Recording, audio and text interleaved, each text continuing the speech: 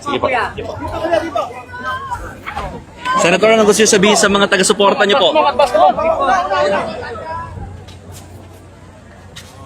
Senator Rodante Marcolita, dumating po dyan sa rally sa EDSA People Power Monument. At ayon sa kanya, handa umano siya magpakulong at magpaaresto sakaling maglabas ng warrant of arrest ang Sandigan Bayan. Mukhang pabigat na po ang rally ng Iglesia ni Cristo. Mukhang ang panawagan na po ng mga nagsasalita dyan sa entablado ay people were pana. Patay ka diha. Magandang gabi po sa ating lahat. Palike po muna, pa-share, pa-subscribe at pakipindot po ang inyong mga notification bell para lagi po kayong updated sa ating mga video. Pero bago po natin pakinggan si Senator Rodante Marcolita, pakinggan natin itong si Mangga. Dahil marami na po siyang kinukull out ng mga organisasyon. Nasama po yan yung KOJC, mga kapatid dating mga Muslim. Nasama-sama na daw dyan sa EDSA. Mukhang papunta na nga ba ito sa people where pa? Patay kang iwi. Pakinggan natin si Mangga. Narito po. Kumusta na mga kapatid? Wala tayong kapaguran. Nandito na naman tayo. Ikalawang araw. Tunay na tunay. Tunay ha, hindi plastic. Ang sabi nila, wala raw kwenta ang ginagawa natin. Nako. Wala raw mangyayari.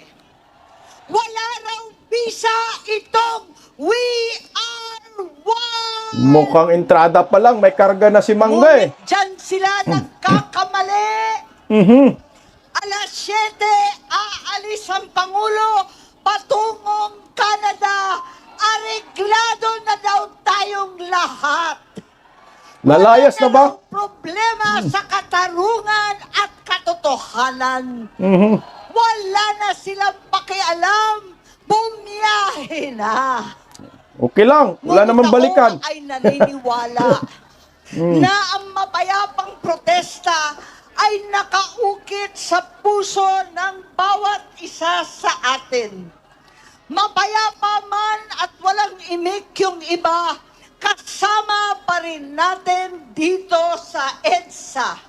Kasama ng Iglesia ni Cristo. Oh, Ito baka ang itoto. daing ng bawat Pilipino, ng bawat mamamayan na naghihirap at nagdurusa. Naniniwala ko na pakikinggan ng pagsamba at pananampalataya natin. Hindi kailanman natutulog ang Diyos. Ang Panginoon kasama po natin. Kaya't nais kong magpasalamat ng taus-puso sa mga nanguna nanindigan ang ating mga kapatid sa Iglesia ni Cristo. At anuman ang simbahan o paniniwala, samahan po natin ang ating mga kapatid dito. Ito na. Nananawagan ako sa kauna-unahang kinulong, inapi, sinugod, KOJC, sumama kayo, alang-alang sa mahal nating Pastor Kibuloy. Sumama po kayo, lahat ng ating mga Romano, ang mga Kristiyano at Evangelicals, alam ninyo na ito ay tama. Ito ang tunay na katarungan. Umalingaw-ngawang inyong pastoral letter sa bawat sulok ng ating kapulungan. Alam natin na ito ang kinakailangan, transparency at hustisya. Sa ating mga kapatid na Muslim, punta na kayo rito. Hindi lang DDS ang welcome dito.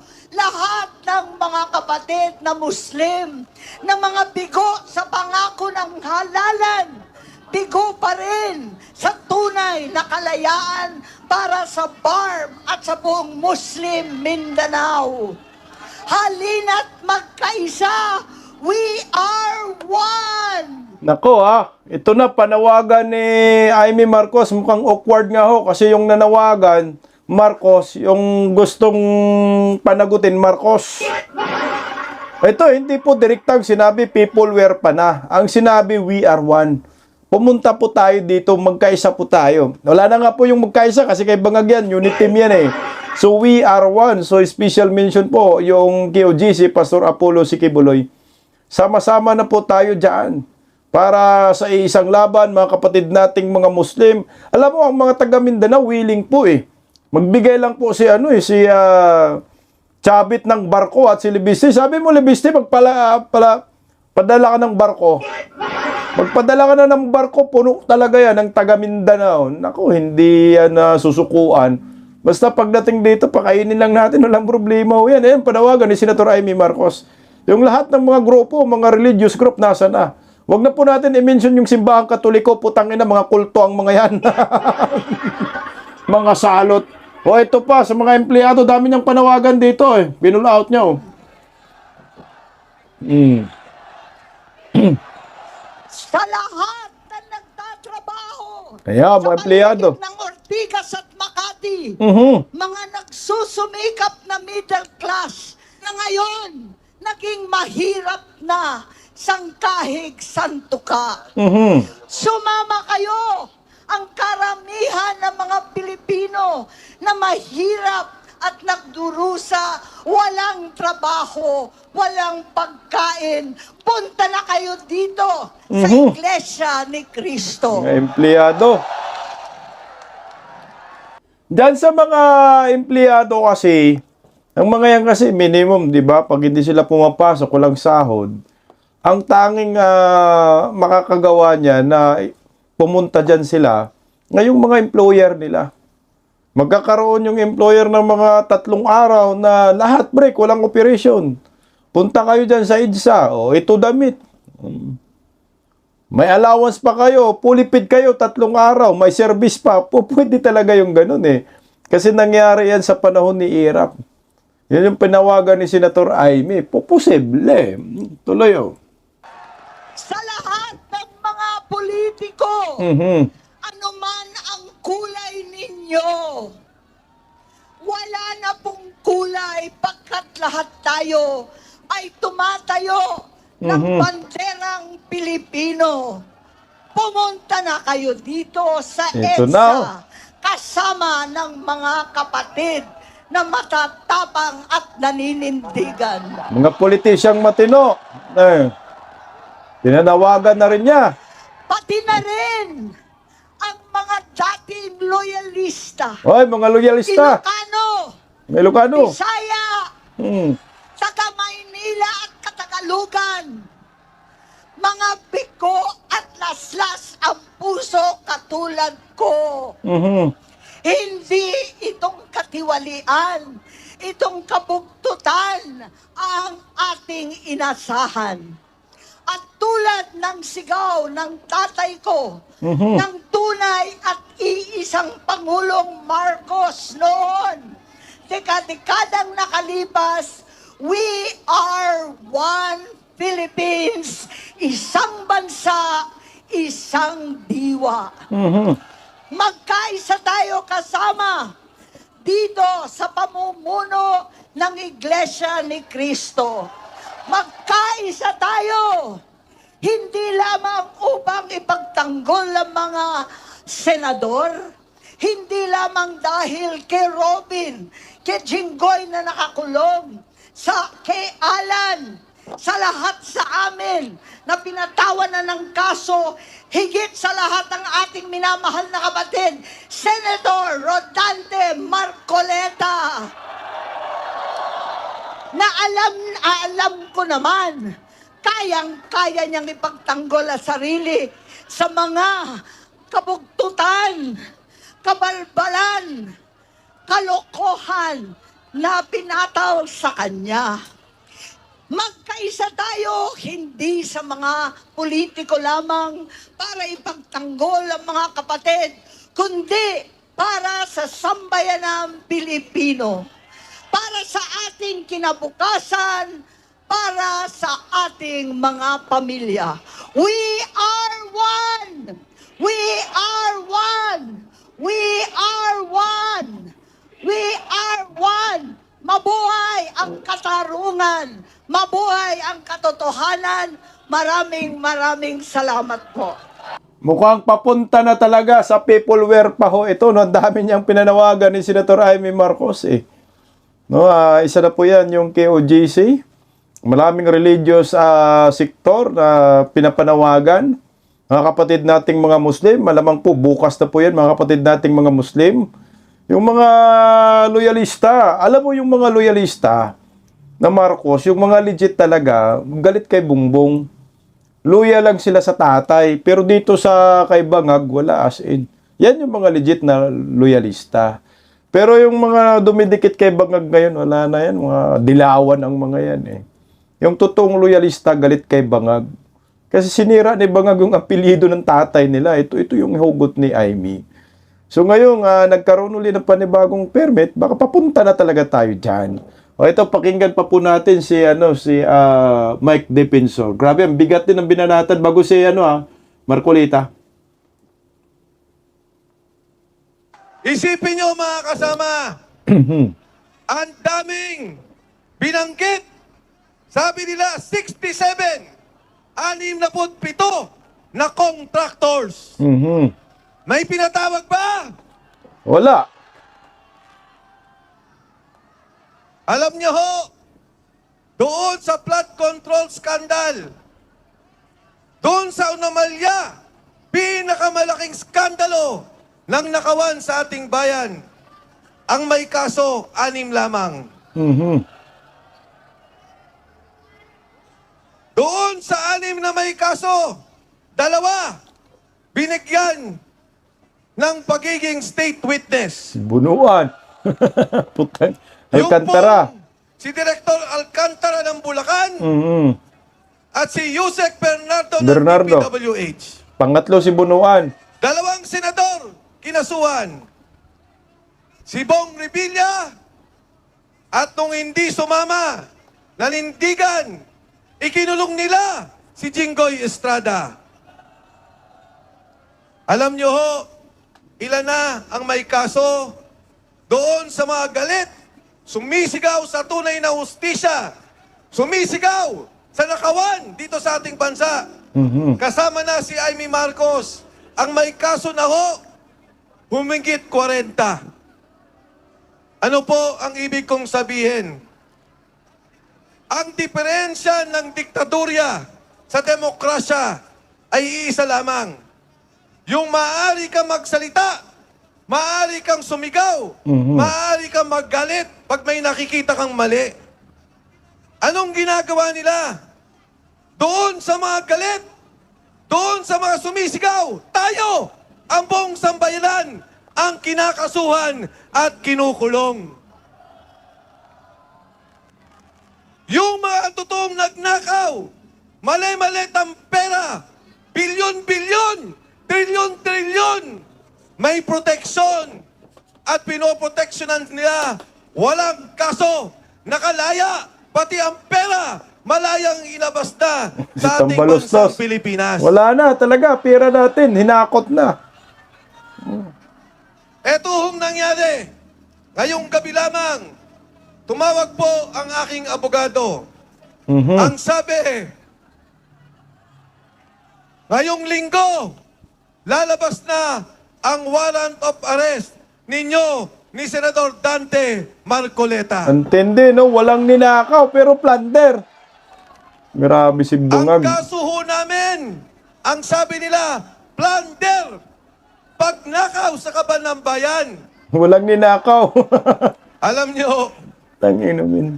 ang nangyari po dyan, noong eleksyon, tumulong kami kay Dante Marcoleta para maging senador ng ating republika. Nangyari ang pagtulong noong Enero. Kaya po tinawag yan na donation. Pera po naming pribado, 3 kaming magkakaibigan, tumulong kay Dante Marcoleta. Paano naging plunder yun? Nasaan ang perang ninakaw? Doon sila dali Anong pabor talaga. ang hiningi? Isipin nyo, dahil sa pagtulong sa isang taong may paninindigan na kasama ko sa Kongreso, kasama ko nakipaglaban sa maraming bagay, ang pagbaba ng presyo ng kuryente, pagbaba ng presyo ng tubig, kasama ko si Dante Marcoleta. Kaya ako tumulong para maging siya senador ng ating Republika ng Pilipinas. Dante Marcoleta para magsilbi sa ating bayan. At hindi naman po ako nagkamali. Nakita nyo naman ang ginagawa niya ngayon sa Senado. Nakita nyo, pilit niyang nilalabas ang katotohanan. Nakita nyo, pilit niya at gusto niya maikulong ang mga nagnakaw sa ating bayan. Grabe no, plunder. Paano nagiging plunder yung donasyon? Eh hindi naman galing sa kaban ng bayan yan. Iba na ngayon talaga, bindalo na. Kung ikaw, pribado mong pera, idinunit mo, plunder ka. Pero yung mga politiko, government official, nagnanakaw, mga kongresista, mga nasa gobyerno, Palacio de Polvoron, walang plunder po. Tragis na yan talaga. Oh. Dapat yung masipa ka na talaga bangag. Tuloy.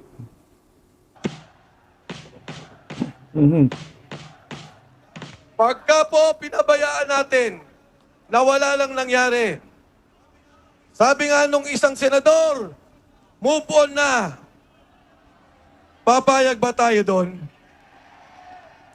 Pag pinayagan po natin yan, yung mga nasa Kongreso, yung nasa Senado, yung mga nasa kabinete na kumuha ng mali-malitang pera, ang isip nila, pwede naman pala. Makakatakas ka pala. Makakaiwas ka pala. Kaya ang sabi nila, para tumigil na to, ikulong natin si Dante Marcoleta.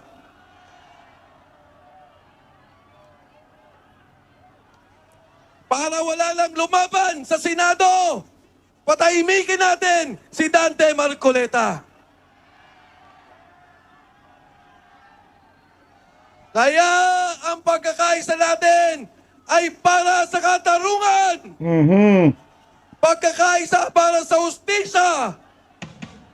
Pagkakaisa para makulong ang mga nagnakaw.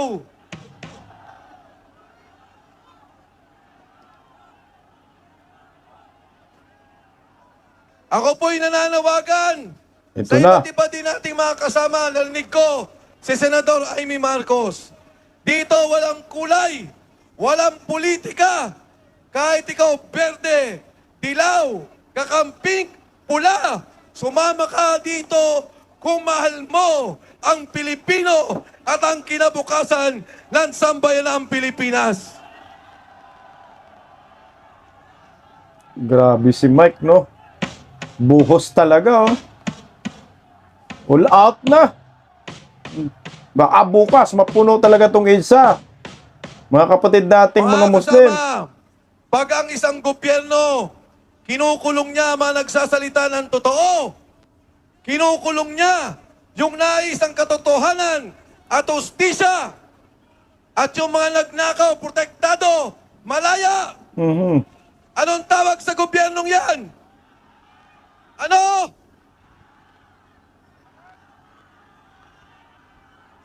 Hindi ko marinig!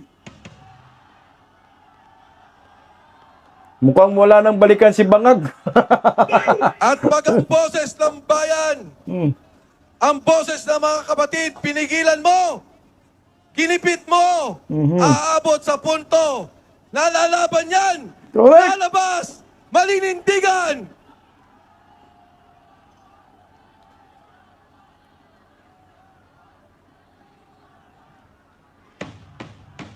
We are one!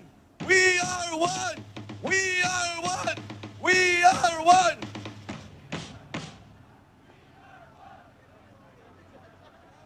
Sa ating po mga kababayan, lalo tigit sa mga kapatid sa Iglesia ni Cristo, hindi kayo nagkamali sa pagtulong at pagboto kay Dante Marcoleta.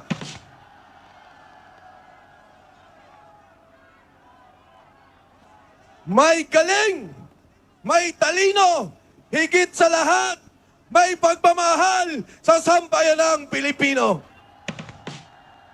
At may tapang. Ang ating pagkakaisa, Senator Dante Marcoleta, kung narikinig ka, nagkakaisa kami, lalaban kami sa paninindigan mo sa hustisya at katotohanan. Iparinig natin kay Senator Dante Marcoleta, we are one! Mukhang pinasikat lang ni Boyeng si Senador Marcolita, anak ng kagwang. Sigurado na tuloy pagka-vice presidente ni Marcolita nito. Wala nang kalaban sa vice presidente. Sa presidente, wala nang kalaban. Lalo na sa vice presidente, putragis na. Salamat, Boyeng! Pakinggan po natin si Senator Dante Marcolita. Narito na po.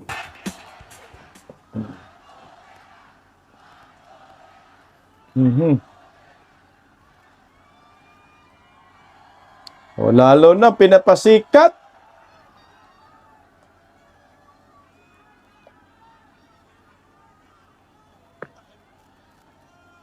Magandang gabi po sa ating lahat.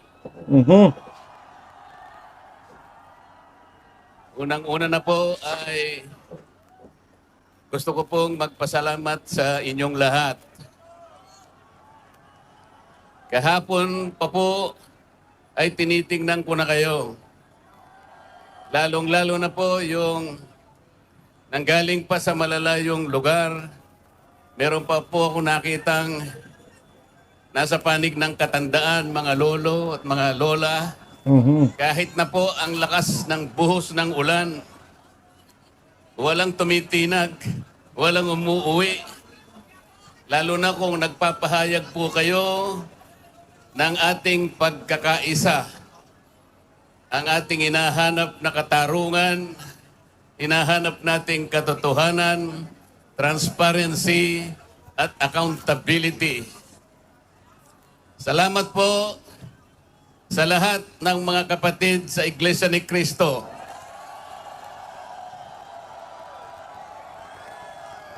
Salamat din po sa mga hindi kapatid ngunit nakikisang-ayon at sumusuporta sa pagkakaisa natin sa gabing ito. Ang iba po ay mga kakilala ko, yung iba po ay hindi ko man kakilala, ngunit nagpahayag po sila ng pagsuporta at pagmamahal sa ating bansa at sa ginagawa natin ngayon. Hindi na nga po sana ako pupunta dito. Parang maiyak na Senador Marcolita. Iba, ako pa po yung nag-i-instigate, hindi po. Ang palagi ko pong ginagawa, kagaya ng palagi kong sinasabi, ay kailangan maipakita natin kung ano ang tunay at tapat na paglilingkod ng isang public servant sa pamahalaan. Correct. Gusto ko pong gamitin ang aking sarili na isang mabuting halimbawa kung paano ang isang public official ay tumupad ng kanyang tungkulin dahil sa pinagtiwalaan ng mga tao para sila ay paglingkuran. Hindi ko po alam kung paano ko kayo pasasalamatan sa tuwing nababanggit ang aking pangalan na sinusuportahan po ninyo ang aking ginagawa para sa ating bansa.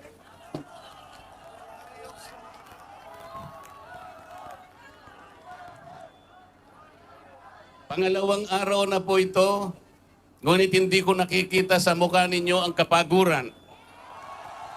Grabing init dyan, nandyan ako. Gidero Hindi ko yan. alam kung paano ako magpapasalamat sa inyo. Kung magagawa ko lang, napuntahan ko kayong isa-isa para yakapin ko kayo.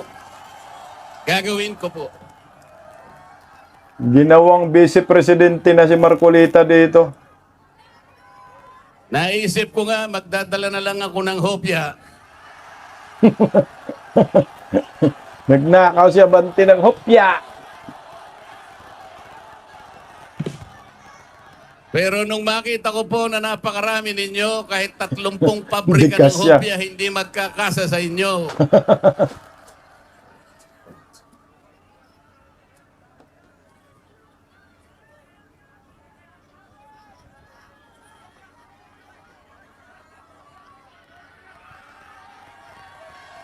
Yan na, pinapasikat lang si Marcolita ng Boeing. Hupya tuloy. Bakit nilulunod ang pag-iimbestiga sa flood control scam? Bakit si Marcoleta ang ikukulong, kayo ang mandarambong? Bongbong Marcos. Bongbong Mandarambong. Putang ano dito, mali ang desisyon ni Bangag, no? At ni Boyeng na gipitin itong si Marcolita. Wala talagang basihan. Kasi pag sinabi mong plunder, ikaw nagnanakaw ka ng pera ng bayan, galing sa kaba ng bayan, public funds. Kaya nga plunder. Wala pong plunder na yung pundo ay nanggagaling sa private individual. Putang ina, pinilit lang talaga nila. Ang problema nga yung sinagasaan nila, yung pilit nilang pabagsakin. Si Senador Marcolita, matalino, matapang, alam yung batas. At bukod sa alam yung batas, bukod sa matapang, mayroong organisasyon na maraming miyembro. Ito nga yung Iglesia ni Cristo. Na kapag magtatawag ng kagaya nitong mga panawagang mga rally, madali silang magkaisa, no? Madali silang nakakalikom, madali ho silang dumami. At higit sa lahat, nakaka-impluwensya ng maraming tao. Kahit hindi miyembro ng Iglesia ni Cristo, pumupunta kagaya sa akin. Hindi man ako miyembro ng Iglesia ni Cristo. Sumusuporta tayo dito. Kasi ang panawagan para naman sa bayan, hindi ho po pwede ito.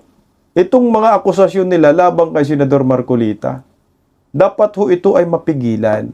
Kasi magiging president po ito sa mga susunod na panahon.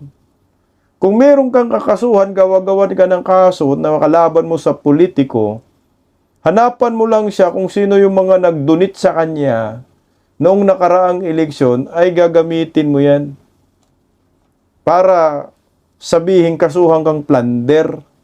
Hindi nga ho pwedeng ganun eh. Walang plunder sa pundo na nanggagaling sa isang pribadong tao, na hindi nanggagaling sa public funds. Kaya nga plunder eh. So ito, mukhang namali sila dito, na check me tuloy ho sila kasi papuntang peopleware pa ho ito. Mukhang blessing in disguise na rin yung katangahan ni Boyeng, yung kasakiman, pagkalulong sa kapangyarihan. Dahil madali mong ipaliwanag, no? Madali mong intindihin kung bakit ang Iglesia ni Cristo ay nagrarally. Unang-una, yung ikinaso nga kay Marcolita, hindi tama. Ginawan lang ng kaso para magmukhang masama, para sabihin mayroong ginagawang pagnanakaw sa kaba ng bayan. Sabi ni Marcolita, wala siyang ninakaw. Iyan naman talaga ang totoo, walang ninakaw. So ito na ngayon ang resulta ng katangahan ni Boyeng. Mukhang sisiklab itong peopleware pa sa mga susunod na araw dahil may permit na uli sila. At ang masaklap nito, yung naghari-harian sa Palacio de Polvoron, wala. Nasa Canada. Mukhang hindi na siya makabalik. Wala nang babalikan. Patay ka, bumig. So, arestuhin na lang si Bongbong Marcos. So, kailangan lang kumanta si Romualdez. Si pinsan ang magnanakaw. O, tuloy natin si Senador Marcolita. Hmm.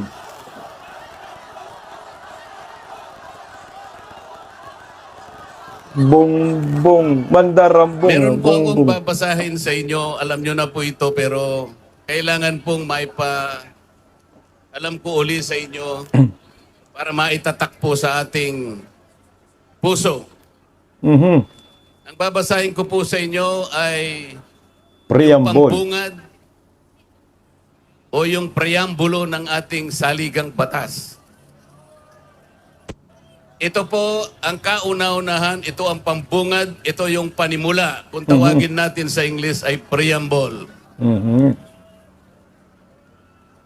Ito po ang sama-samang isinulat ng bawat isang Pilipino noong ang ating saligang batas ay ating pinagtibay. Babasahin ko po. Kami, ang nakapangyayaring sambayanang Pilipino Mhm. na humihingi ng tulong sa makapangyarihang Diyos upang bumuo ng isang makatarungan at makataong lipunan at magtatag ng isang pamahalaan nakakatawan sa aming mga mithiin at mga lunggatiin.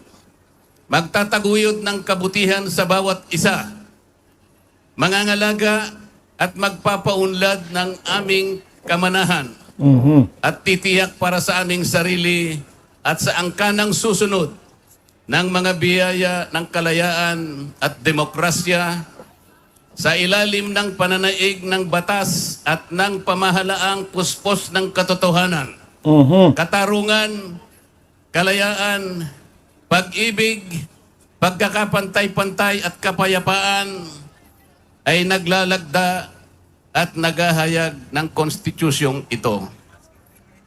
Mga kababayan, ito po ang batayan kung bakit nandito tayo ngayon. Nais nating ipaalala sa pamahalaan ang ating mga layunin, ang ating mga adhikain, ang ating mga pangarap para sa ating sarili at sa susunod na saling lahi, at ang ating pangarap sa ating pinakamamahal na bansa. Ito po ang aking paninindigan at alam ko ito ang ating pinagkaisang paninindigan ngayong gabi.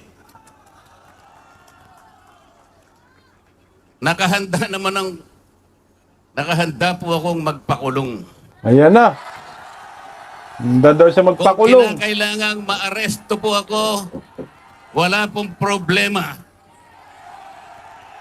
Kung ito po Laking gulo ang nito. kabayarang hinihingi para ipagtanggol ko ang katarungan at ang pambansang kagalingan at ang interes ng mamamayang Pilipino.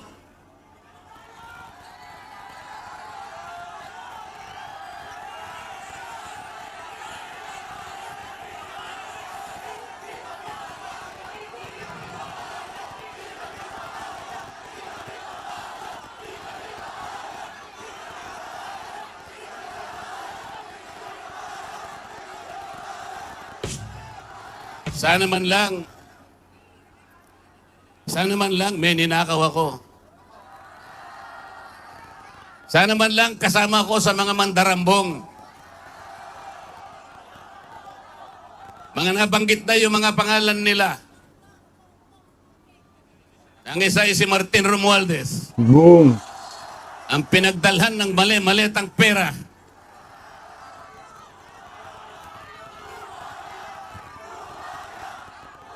Si Bongbong Mandarambong, pag Romualdez buhaya, yung sigaw. Ako po ang ibinibintang nila sa akin ay salaping pantulong para sa kampanya para ako'y manalong isang senador. Mga kaibigan po na pribado at sarili lang pera ang kanilang itinulong sa akin, baka sakaling manalo nga po ako at nanalo nga po. Grabe. Tuloy lang tayo.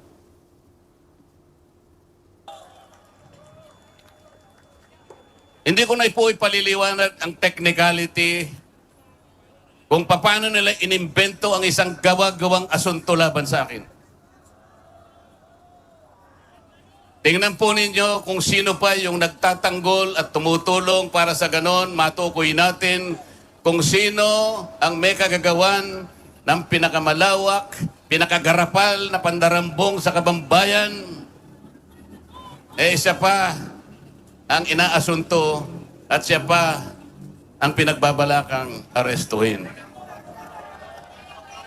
Hindi ba katungkulan ng ombudsman ang sila ang humanap, umusig at parusahan ang lahat ng may kagagawan nito? Bakit ang ombudsman ang nagagalit sa akin? Hindi ba dapat tulungan pa nila ako? Tama. Sapagkat iisa ang layunin namin. Ginawa po nilang politika ang lahat ng ito.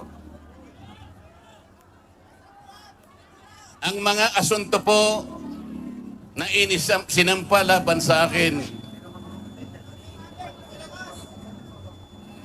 ay nagsasaysay ng kwarta. Pero hindi nagbabanggit ng korupsyon.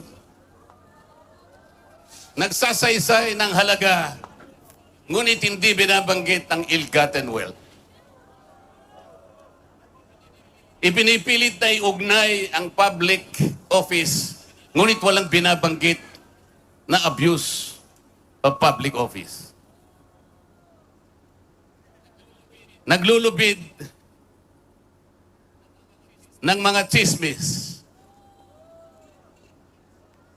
ngunit walang ebidensya. Naglulubid ng naratibong pampolitika, ngunit walang binabanggit na elemento o sangkap sa mga krimen na kanilang gawa-gawa. Yun po ang nakapagbibigay po ng malaking kalapastanganan sa ilalim po ng mga batas na umiiral sa ating bansa. Hindi ba sinabi natin, bawal ang bend the law?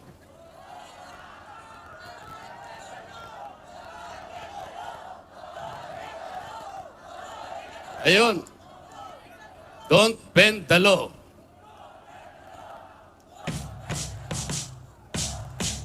Paano naman kasi? Isa naman kasama ko doon sa bulwagan sa Senado, bigla na lang Si bigla Tulfo. na lang nagsalita. Sometimes you have to bend the law to be able to please the people.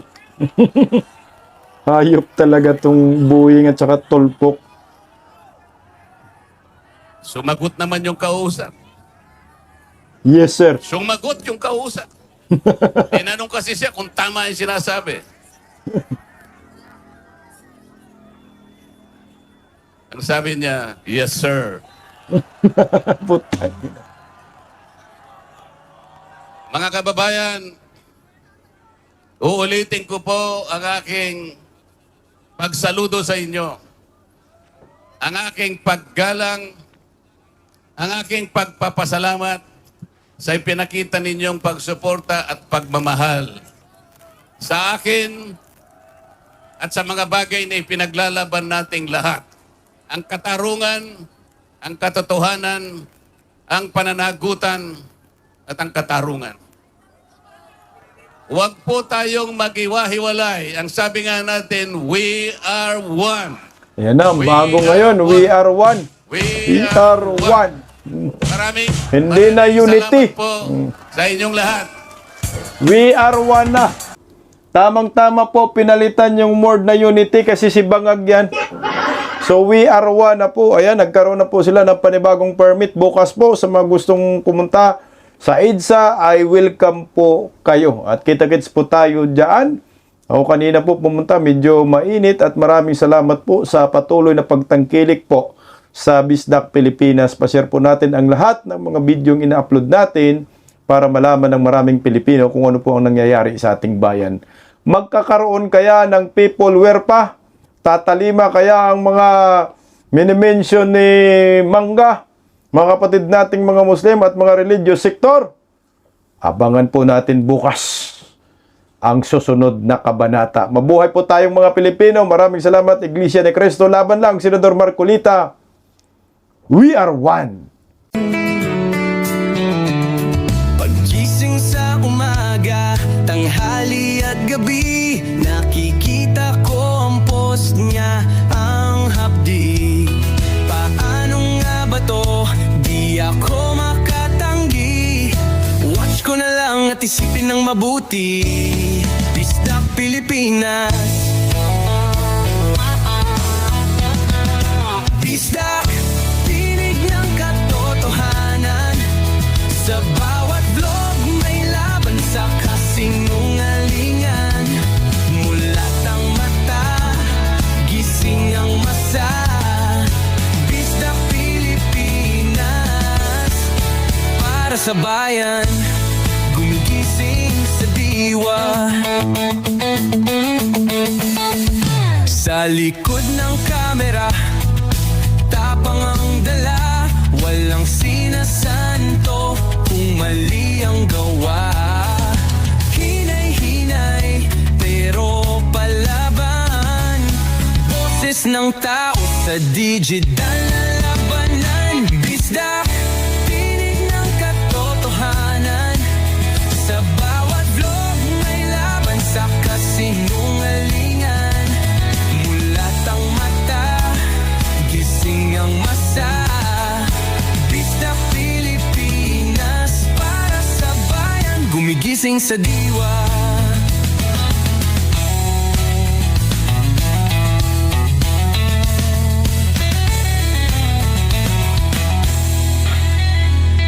Hindi artista, hindi politiko, pero ang katotohanan, sigaw niya ay buo. Sa YouTube o Facebook man siya makita, may aral ka pa rin, may uri sa bawat salita. Bisdak, gising sa katotohanan. Di lang kwento, kundi panawagan. Sa bawat Pilipinong naghahanap ng liwanag. Bisdak Pilipinas, kasama sa pagbangon ng bayan. Bisdak Pilipinas, boses ng masa. Gising ang diwa. Sa vlog mo may pag-asa.